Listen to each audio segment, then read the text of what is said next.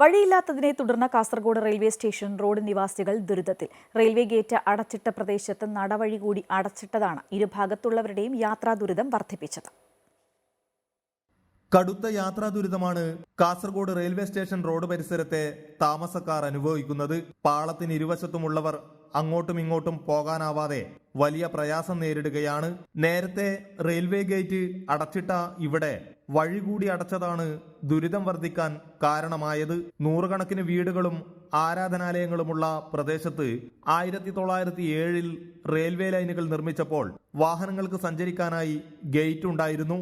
Railway പാത ഇരട്ടിപ്പിച്ചതിന് ശേഷവും പ്രദേശത്തുകൂടി വാഹനങ്ങൾ സഞ്ചരിക്കാൻ ഗേറ്റുകൾ തുറന്നു വച്ചിരുന്നു. എന്നാൽ കുറച്ചു വർഷങ്ങൾക്ക് മുൻപ് ഗേറ്റ് അടച്ചിട്ടു. ഇതോടെ പ്രദേശത്തെ വെങ്കിട്ടരമണ ക്ഷേത്രം, ഗിളർ ജുമാ മസ്ജിദ്, സ്കൂളുകൾ, ടൗൺ പ്രദേശം എന്നിവിടങ്ങളിലേക്കുള്ള യാത്രയ്ക്കെല്ലാം വളരെയധികം ബുദ്ധിമുട്ട് നേരിടുകയാണ്. നാട്ടുകാരുടെ ആവശ്യം ഇതിലെ കൂടിയിട്ട് വാഹനം പോകാനല്ല, ഒരു ആൾക്ക് നടന്നു പോകാനുള്ള ഒരു വഴി സംവിധാനം ഉണ്ടാക്കി തരണമെന്നാണ് നാട്ടുകാർക്ക് പറയാനുള്ളത്. പ്രശ്നത്തിന് പരിഹാരം ആവശ്യപ്പെട്ട് റെയിൽവേ ഉദ്യോഗസ്ഥർക്കും രാജ്മോഹൻ ഉണ്ണിത്താൻ എംപിക്കും ആക്ഷൻ കമ്മിറ്റി നിവേദനം നൽകിയിട്ടുണ്ട്. നടന്നു പോകുവാനുള്ള വഴി അനുവദിക്കുന്നതിന് നടപടി ഉണ്ടാകണമെന്നാണ് പ്രദേശവാസികളുടെ ആവശ്യം.